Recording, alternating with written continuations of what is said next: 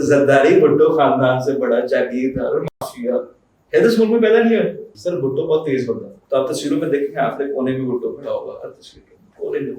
تو بھٹو ہمیشہ سے لیفٹ کے لوگ ہیں. جب بھٹو نے پیپر پھاڑا، تارا چڑھا، لوگوں نے بولا واہ واہ واہ واہ کیا بھٹو آ گیا. اس نے جب گیم اپنی کھیلی لگائی، تو تب نا پاکستان کے پورے جو سمجھے پولیٹیکل سفیئر ہے نا، اس کے اندر لیفٹ کا ایک طرح سے نا انڈر کرنٹ ہوتی ہے کہ نیچے نیچے نا دباؤ چل رہا تھا، گھوم رہی تھی، ایک فضا تھی لیفٹ کی. جو پیپل پارٹی ہے، بھٹو نے بھی یہی کہا تھا کہ یہ عوام کی پارٹی ہے، یہ کسی ایک شخص کی پارٹی نہیں. سر بھٹو بہت تیز بندہ، بہت تیز بندہ تھا. بھٹو کھڑا ہوا تھا لیفٹ کے ارد گرد، سرکلز میں گھومتا تھا، کیونکہ وہ پڑھے لکھے سرکل تھے، ابھی بھی ہوتے ہیں، شہر بیٹھتے تھے، فیض وغیرہ. تو آپ تصویروں میں دیکھیں گے، آپ کے کونے میں بھٹو کھڑا ہوگا ہر تصویر کے کونے میں وہ ہمیشہ. تو بھٹو ہمیشہ سے لیفٹ کے لوگوں کے ارد تھا.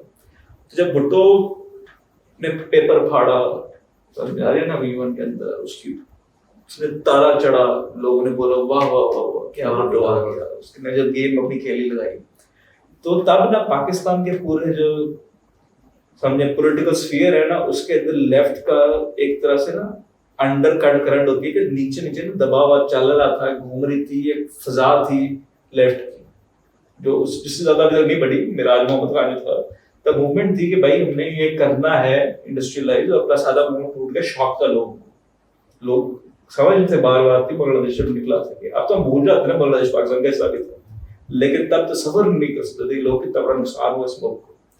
تو جب شوق بھی تھا اور ایک طرح سے ہوا بھی چل رہی تھی لیفٹ کی، بھٹو نے پھر نعرہ اٹھایا لیفٹ کا، ان کے تعلق تھے اس سرکل میں گھومتا تھا، اور خود وہ بے شک نہیں تھا. وہ اس کا بیک گراؤنڈ چیک کریں، وہی زمیندار، وہی جاگیردار بیک گراؤنڈ ہے، اور اس کے دوست بھی سارے اسی کلاس سے تھے.